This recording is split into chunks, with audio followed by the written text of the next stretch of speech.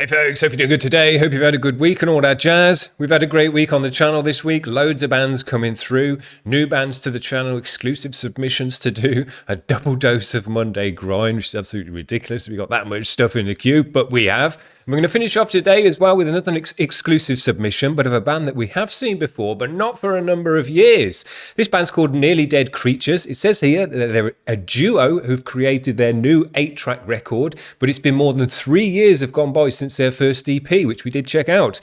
That was giving birth to in an abortion clinic. Jesus.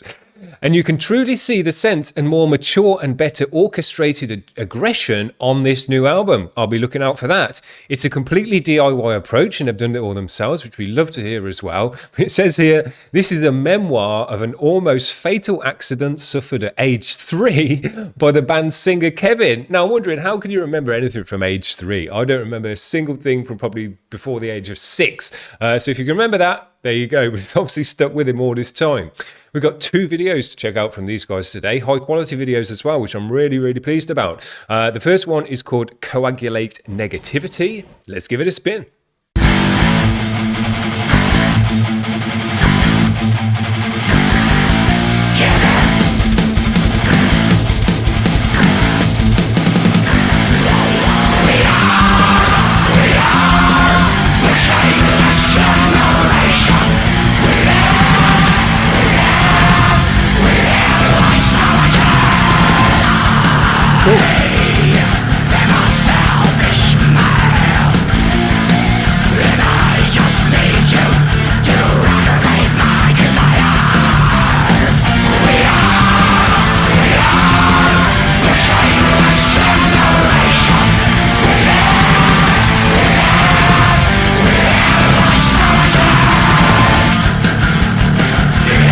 Massive bass tone.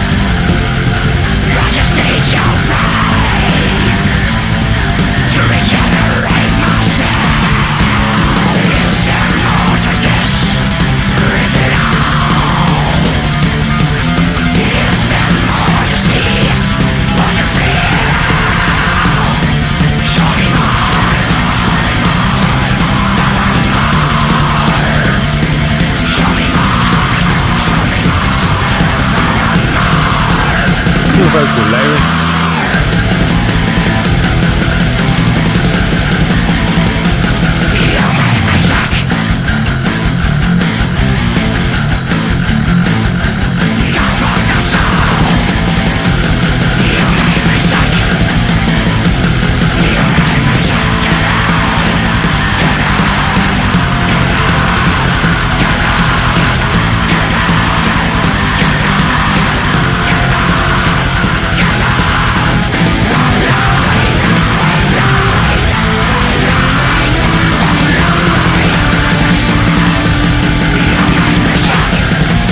I thought that was the end.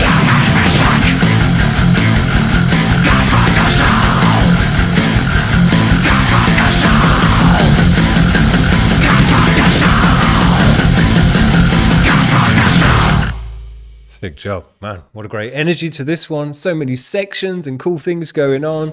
Drums are ripping, guitars are ripping with those tremmy riffs. I really like the section in here where the guitars went up, the vocal went up, you had the double vocal coming in there as well, and then a fill on the toms, and there was just like a whole crescendo at that moment. I thought it was really cool. Something you don't really hear very often, especially in metal as well. Kind of the instruments, the vocal, and the drums all coming together for one section and accenting themselves in that way. I thought it was really, really cool. Nice job. But loads of stuff going on in the track, just ripping all the way through. Yeah, I really, really liked it. I love the video for this one as well, and that we get to see the band in this one. I'm not sure. It's been a while, and we've checked out a good few bands in between then as to whether I can remember if we had saw the band in the video before, but they did a nice job, high quality recording and everything on this. The lighting was cool, but as well, which was cool, I just want to show this, see if we can get it on here, of a good scene where you can just see the vocalist style. The way this vocalist sounds is all about the way he's holding his lips and the degree that he's holding his mouth open. And if you've done any vocals and stuff like that, you'll know that in order to do this style and to have this sound coming out your mouth, you have to pull your mouth in exactly the way this guy's doing it in the video. It's almost like a kind of teach you how to do this vocal style as well, because when you pull that mouth, and it's really quite a contortion to do with all your lips and your jaw, it's hard, you got to kind of lock it all in there and have the air flowing nicely through your throat as well. You can see all his muscles are tight in his neck there as well. It's quite a job to actually pull that sound out of your throat and your mouth, and you have to contort your mouth in all that way to actually get the job done. It's cool. I thought it was just cool seeing the sound almost, with his vocal style. This is their next track, Gramo, Phobia. Let's get straight into it.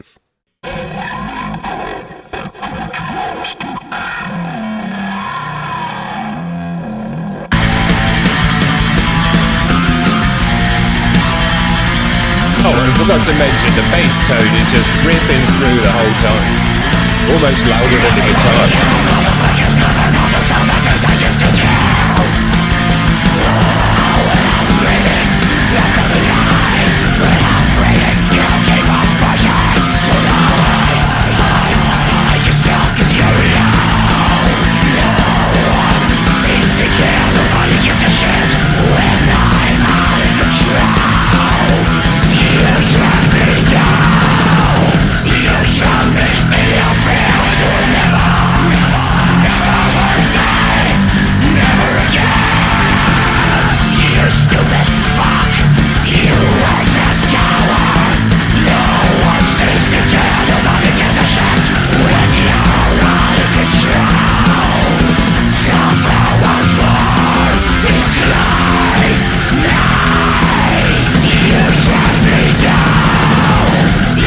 There's loads going on.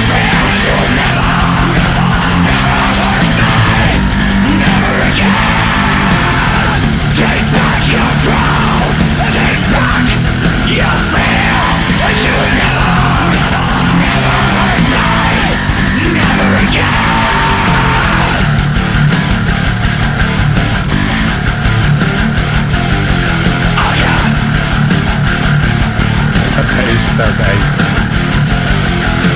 T'en as trop pris, mon vieux, t'en as trop pris, trop pris.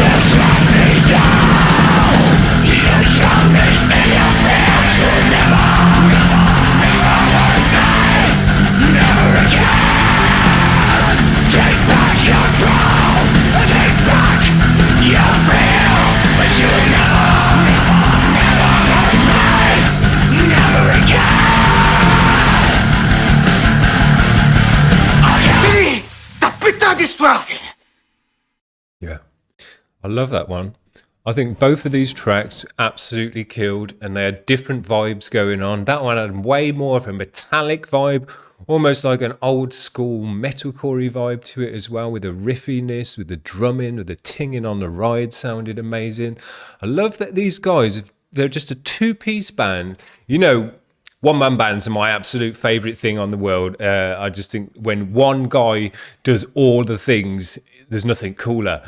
But the next coolest thing to that is two-man bands, because when two guys can get all the job done as well and go above and beyond and have loads of sections and every different part of the music, all the different instruments that they've had to put their hands to, still sound quality. It doesn't sound like, they're good on the guitar and they're good on the bass and they can do a bit of singing, but the drums are really lacking because they're not too great on the drums. No, nothing like that.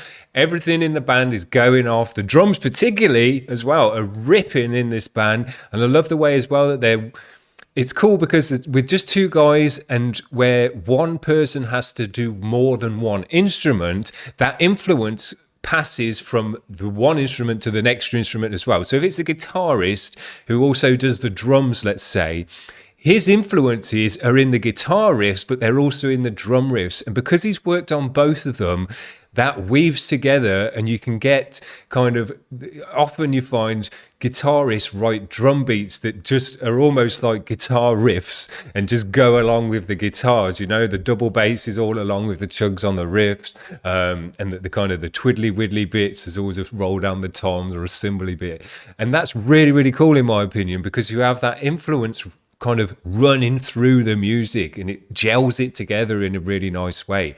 So the drums and the bass and the vocals and the guitar in this were all really working together nicely. Every time there was a change, everyone else changed as well. Or if there was a fill on the drums, it was accented by the guitars, like on that first track where they all went up together, which was really cool. And those are the kind of things that I'm talking about, where you get from two-man bands or one-man bands that you're not going to get from a five-man band, where each individual member has had their own input on each individual instrument. It's a different way.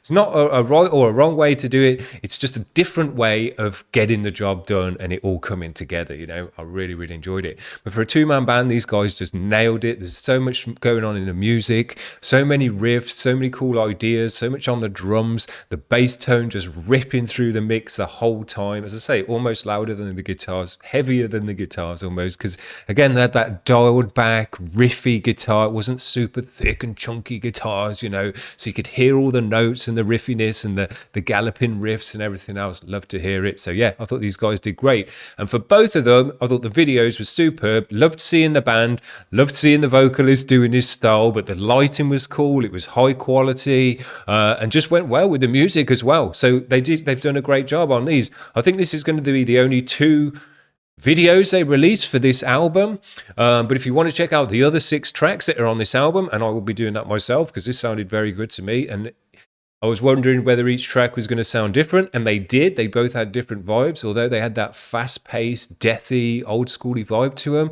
They were different and had different edges within that as well, so that's good, because we've heard old-school, deathy, riffy stuff, that's been going around a long time, so you want to mix it up and not just have 8 of the same track going around and around, but it sounds like they've done that nicely, so go off and check the rest of the album to see if that's the case for the rest of the tracks. I'll be doing that. But yeah, what a great week on the show, on the channel, I should say, and a great bunch of shows. I've really enjoyed doing them all, a different band every day, loads and loads of grind, and checking out bands, that people we've been following for a while now, and coming back around again after a number of years. We've had that recently now. It seems maybe 3 years is... I was thinking bands should be able to release some about every 18 months, get some... You can put 6 tracks together or 7 tracks together in 18 months, surely.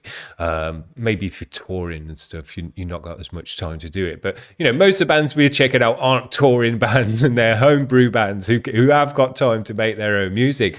But it does seem like 3 years, so maybe double that, 18 months is the actual time that bands need to write another album, because a lot of bands who we started to check out 3 years ago are now coming back around again, and that seems to be the cycle there. So maybe I was wrong with the 18 months, jumping the gun there. And it's actually 3 years that you've got to wait for a band to actually make another album. There you go. That's what we got. Hope you've enjoyed it this week, all the different bands we've got. Subscribe and all that garbage if you haven't done that already. And we'll see you back on Monday for even more grind. Jesus Christ. Here we go. Bye.